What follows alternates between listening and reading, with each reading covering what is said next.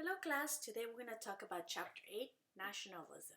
So remember in chapter 7, there was a wave of liberal reforms and liberal leaders in different countries of Latin America, and there'll be a nationalism wave that is coming against that liberalism and getting rid of all the foreign investment in Latin America.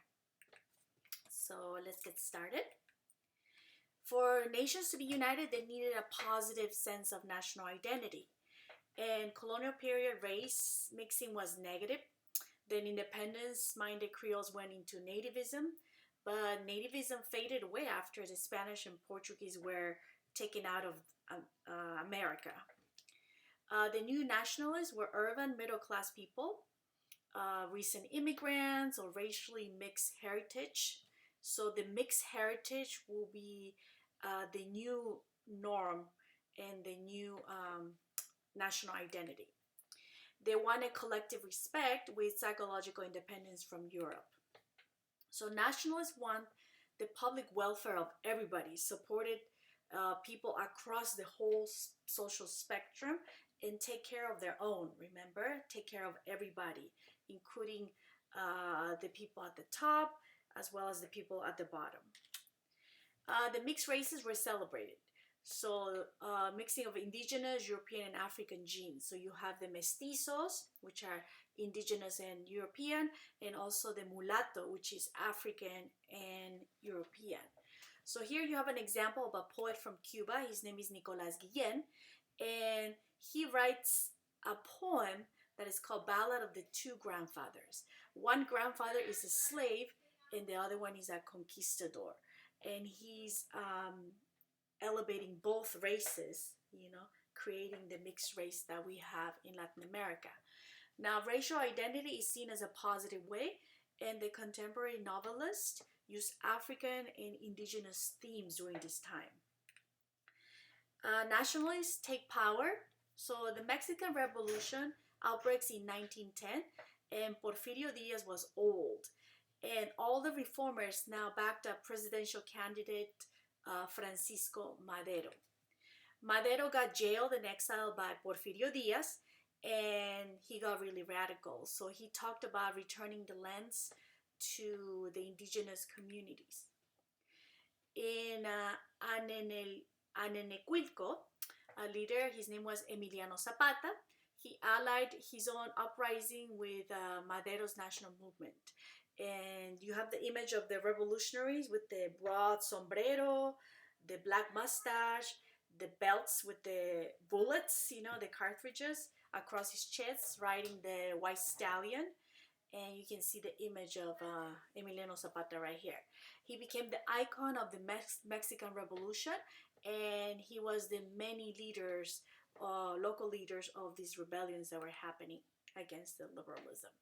They all wanted to oust Porfirio Diaz. Madero tried to rule at first, but he was removed by a general, and he was later assassinated in the 1913s. In the northern state of Chihuahua, we have Pancho Villa. So he built an army of former cowboys, miners, or railroad workers, and oil field laborers, people who were working as laborers at the bottom. And a third movement, more urban and middle class, drafted the new Constitution of 1917 that will make a lot of reforms in Mexico. The Constitution of 1917 is still Mexico's constitution today and had a very nationalist inspiration. Article 27, for example, in the Constitution, reclaimed the nation with all the oil, the mineral rights that were at the hands of the foreign companies, and they tried to get it nationalized at this time, owned by the government. It paved the way for villagers to recover common lands. The common lands were called ejidos, and for great estates to be subdivided and distributed to landless peasants. Article 123 in the Constitution instituted protections such as wage and hour laws, pensions, social benefits, the right to unionize and strike, and limited privilege to the foreigners and the church. Okay, so it's making a lot of reforms in favor of all the people. Zapata and Villa crushed Mexico's last caudillos and fought off all the Catholic traditionalists, especially the ones who were in the countryside, named cristeros. The counter-revolutionary peasants were called cristeros because they had a habit of shouting, "Long live Christ the King." Cristo, ¿verdad? Cristeros. So Cristo is Christ in Spanish. The Constitutionalists, with Venustiano Carranza, created a one-party system called National, then Mexican, then Institutional. But for 7 decades, you will see it will remain as the Revolutionary Party. 1 million people died during the revolution, and it was very formative to the national experience of Mexico. So 1 million people died during the Mexican Revolution, which is a big number. The major education initiatives began, and they wanted to reduce the 80% illiteracy in the country. So there were 80% of the people who could not read at the time. So there's a major education initiative to make people literate. Jose Vasconcelos was the Minister of Education in the 20s in Mexico, and he was one of the leading cultural nationalists, and he called for the cosmic race. The cosmic race was the mestizos, the mixed race people of European with indigenous. Diego Rivera and Frida Kahlo were kind of like illustrates the Mexico's revolutionary nationalism. You will see through their art and through their beliefs. They married in 1928, very famous couple of painters.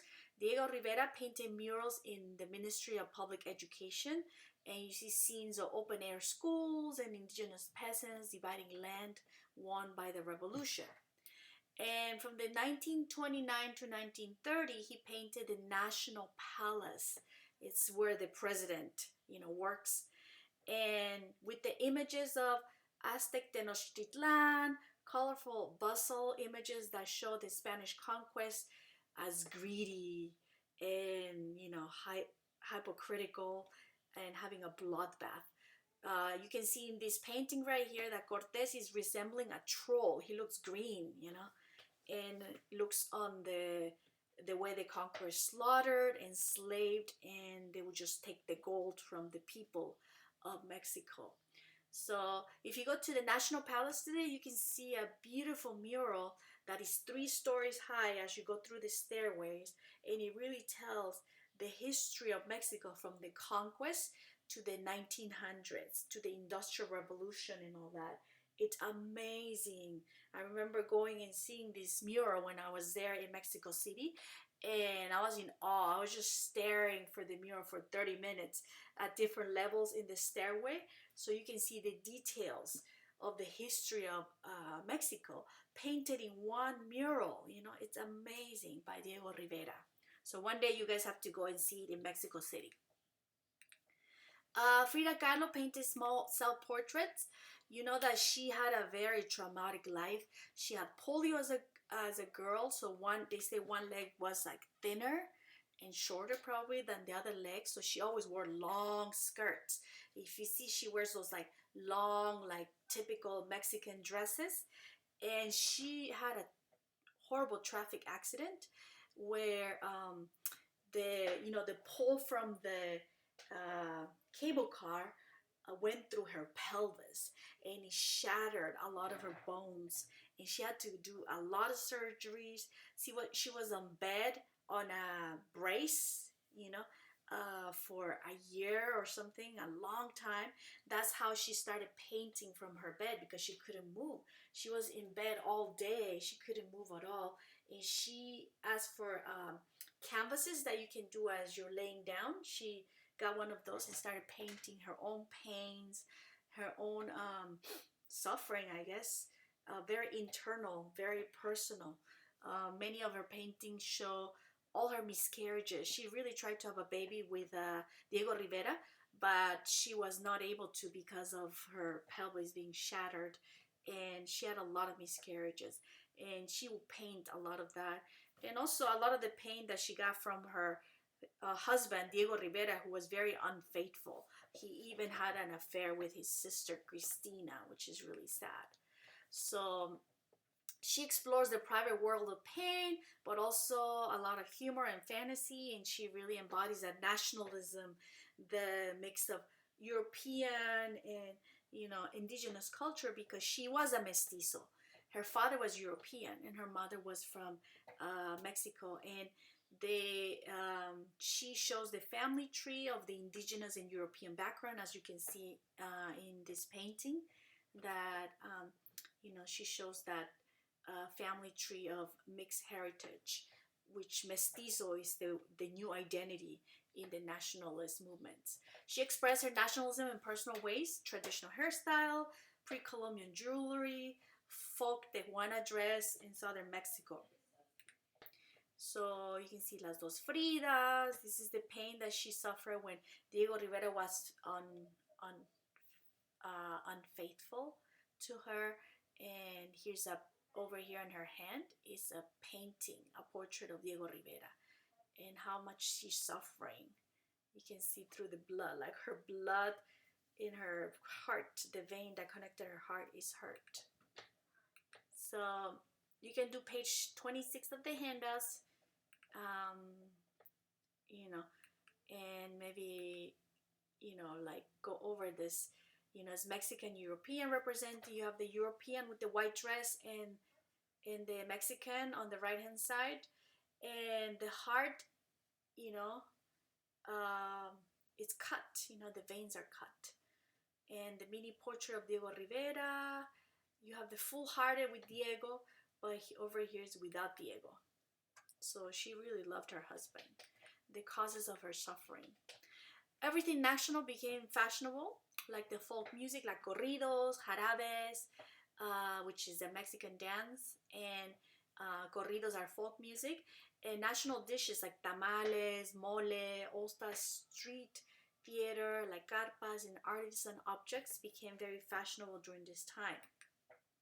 Mexican movies featuring the musically charros, machos singing, like Jorge Negrete, Mexican version of the US singing cowboy, they say. It competed with Hollywood. So a lot of Mexican movies are produced at this time, and I heard they're really, really good. Mexican revolutionaries and Marxist overtones will be popular at this time. And Argentina and Uruguay showed a different nationalism, very urbanized, literate, middle class, as compared to Mexico that was very indigenous, mestizo, right? And Argentina and Uruguay were able to take over without revolution. So we'll look at those examples. For example, in Uruguay, we have José Valle y Ordóñez, and his first presidency was in 1903 to 1907, and he would have a second term, 1911 to 1915. He mostly got rid of all the political rivals, and he had a heavy support from the immigrant middle and working classes in Montevideo, the capital city of Uruguay. And he used his second term to launch a reform that served as a model for many countries called Batllismo. Batllismo, it's against foreign economic imperialism. They have tariffs to protect local businesses and government monopoly over public utilities. So the government starts taking over the public utilities, becomes government owned, and there's a government ownership of public hotels, tourist hotels, the meat packing plants, and lots of state-owned banks. So a lot of things becomes part of the government. So they're taking the power away from the foreigners with the Batllismo. And Uruguay became the first welfare state in the hemisphere. They had minimum wage, regulated working hours and conditions, and insurance, accident insurance, paid holidays, and retirement benefits. So it'll be a model that many other countries will try to follow. The public education since the 1870s received further support, and the university opened to women, which is a big deal. Also, anti-clerical, they became anti-clerical. So imagine the Holy Week became tourism week in Uruguay.